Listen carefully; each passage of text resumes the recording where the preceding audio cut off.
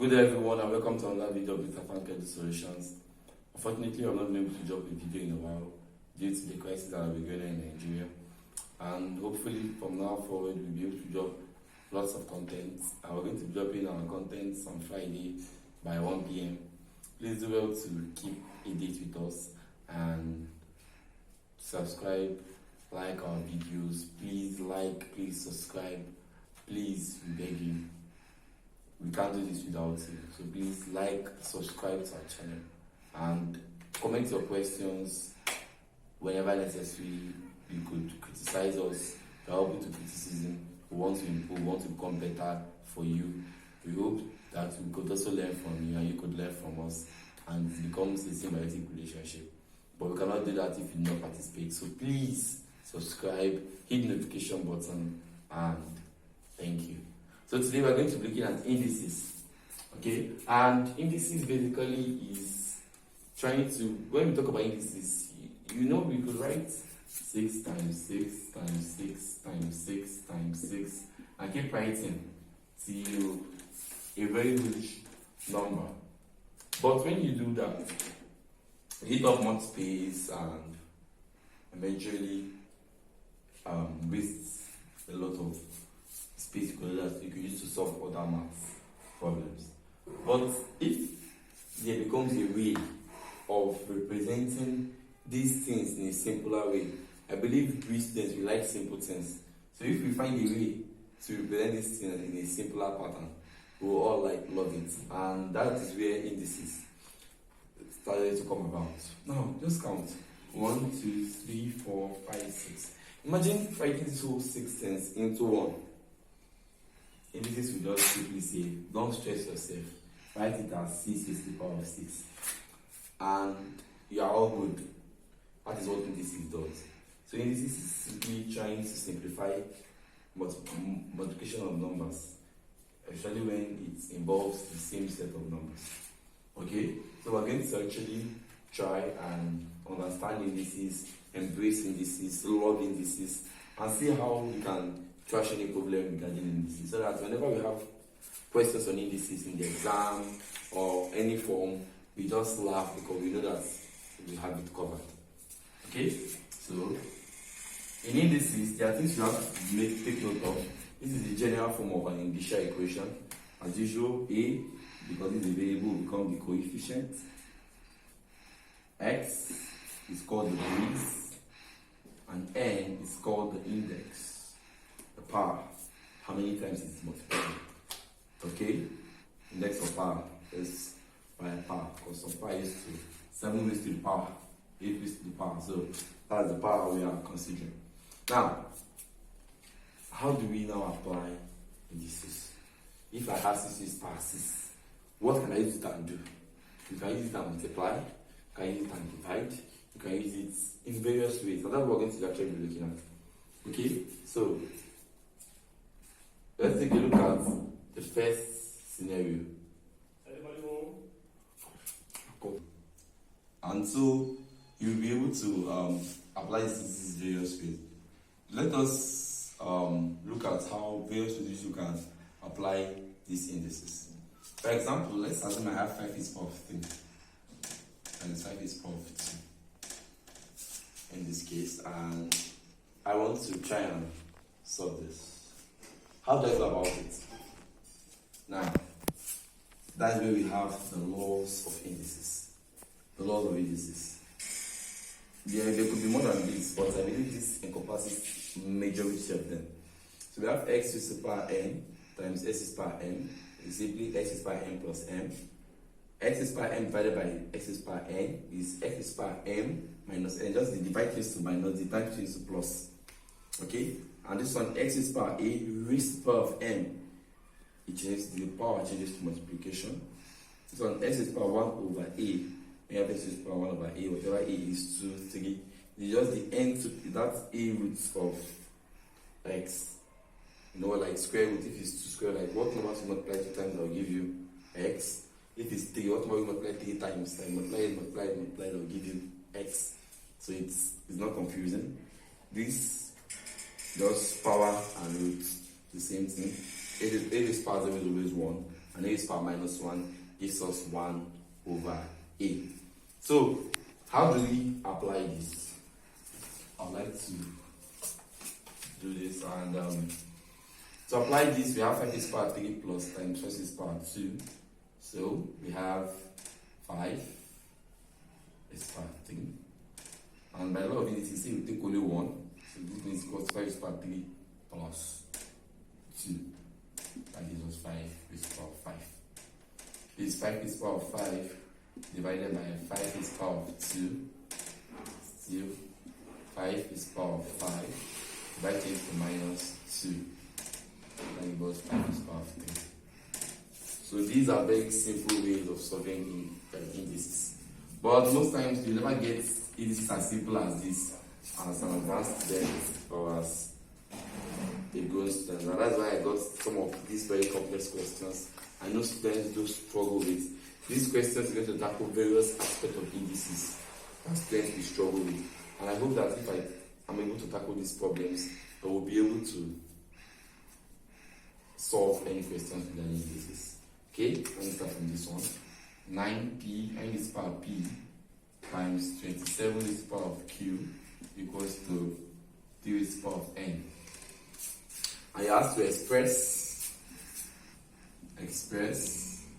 n in terms of p and q. Now, to do this effectively, it's actually quite simple. You have to really understand that 9, 3, and 27 are actually multiples of each other. Then they are actually multiples of 3. So we could do something about it. So 9 is 3 raised power 2. If you reveal as 3 times 3, 9. That is power of p. Times 27 is 3 times 3 times 3, that's 3 raised power of 3. This power of q. And this is 3 raised power n. You can see that we have 3, 3, 3. And in indices, whenever we have a common base, it makes our work very easy. Like you can see, we just add. But if there was y and m, you can't add like that. So our work can become so easy. So what do? By indices means a raised power m is am or a times m. So we do 2 raised power 2 times p times 3 raised power 3 times q raised power n. And if you're able to do that, you can do by law of indices. This times we change to plus. We have 3 raised power 2p plus 3q raised power n. So you can strike off 2. And what we need is 2p plus 3q equals to n. Yes, and this idea is something that you have to learn how to do in indices. Whenever the powers are the same, you can strike them off and take their powers and solve them. So n equals 2p plus 3q. So I've actually been able to use the first law of indices, use the third law, and to introduce you to cancelling out of bases. When the bases are both the same, you can cancel them out. Okay, let's look at another taxing one. I think it gets more difficult from here. Okay, so here we have 270 equals to 2 times 3 raised power of n times 5. And when you see this question, as I'm looking at this question, I'm looking at 2 ways I can tackle this question. I'm going to try one way and I'm going to show the other way. Now, here, let's say we need 270. Since these two don't have any power, I can multiply them. 2 times 5 is 10 times 3 raised power of n. Now, the major aim in indices is to make sure that they all have the same base. So, what can I do to make sure they have the same base? Well, I can think of how to break down 270. And the easiest way I can think of is 10, so there's 10 here, times 27. And goes to 10 3 raised power of n. That is one way. Or, I could stick it this way and simplify this using prime factors. There's only prime numbers, 2 here, 1, 3, 5, 3 here, 45, 3 here, 9, 3, 3, no, 3, yes, then 3, 15, 3 is 15, 3, 5, and 5, 1. So I could do this, and then I now have 2, for 270 is 2 times 3 times 3 times 3 times 5. I could clean this, and for the other side I have 2 times 3 and times 5. As you can see, I've managed to reduce it to only 2, 3s, and 5. So whether I choose to do this or I choose to do this, they're actually quite the same thing. And I want to simplify this. So let's call this one. If I simplify this one, I'll call it 1. Let's call this one 2. Method 1 and method 2. Okay, for 1, I will just go 10 times 3 raised to the power of 3 equals to 10 times 3 raised to the power of n. That's for 1. And then I divide both sides by 10. What remains will be 3 raised to the power of 3 equals 3 raised to the power of n. And I can simply cancel and say n equals to 3. That's for the 1. For 2, you have 2 times 3 times 3 times 3 times 5 equals 2 times 3 square n times 5. This is for the 2. So I can just say 2 times 3 square 3 times 5 equals 2 times 3 square n times 5.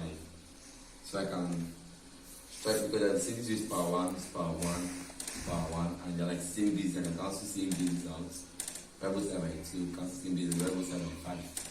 So what it means 3 is power 3 equals to 3 is power of n, and n equals 3. Actually, applied 2 ways to tackle this question, and I was able to still solve it. Okay? It's actually quite very simple.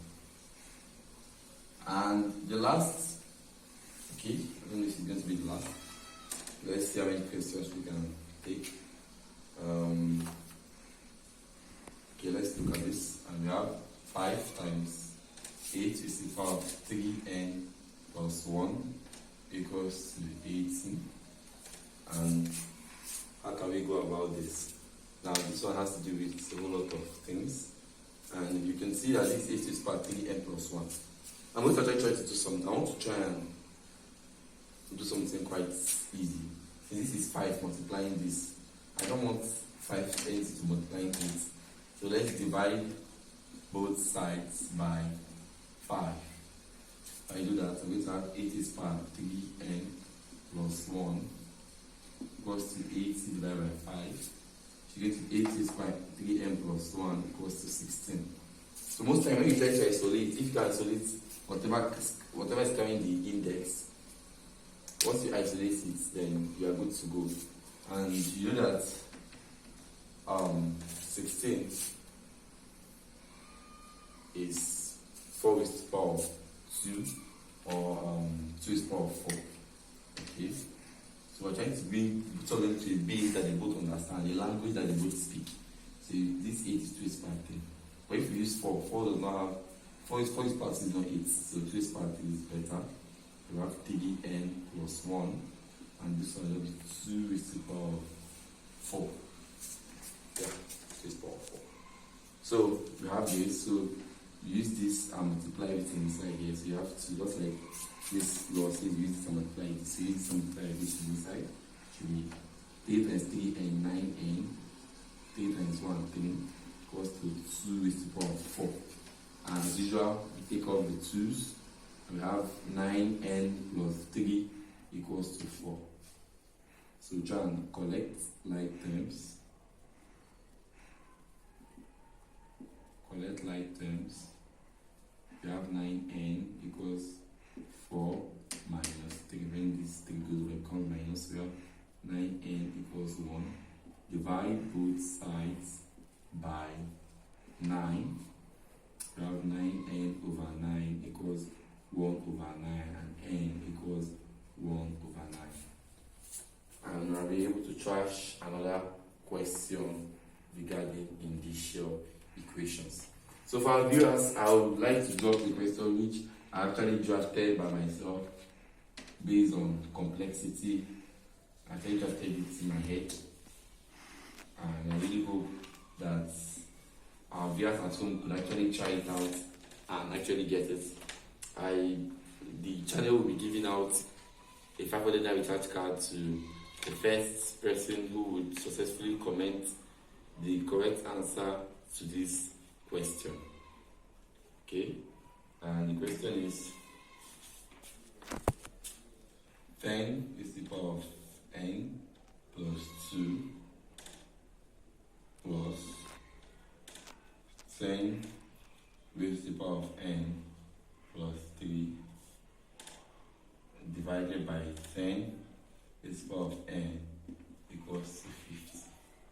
So the first person to actually give the answers to this question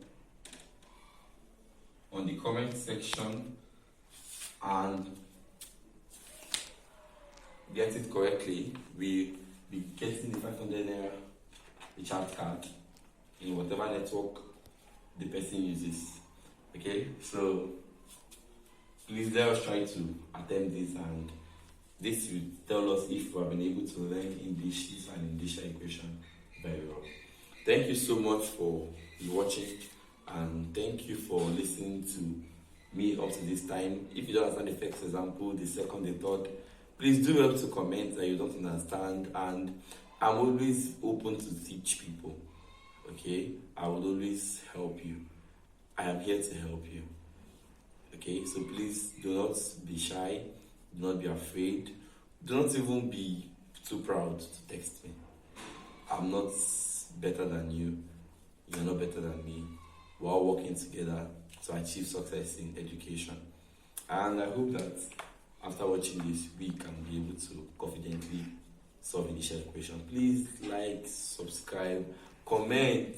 Please let us hit at least 100 likes on this video. Thank you so much. Please subscribe to our channel, and don't forget the giveaway which is coming up, and just try it. Even if you're not interested in the video, just try the question. Okay, so thank you so much, and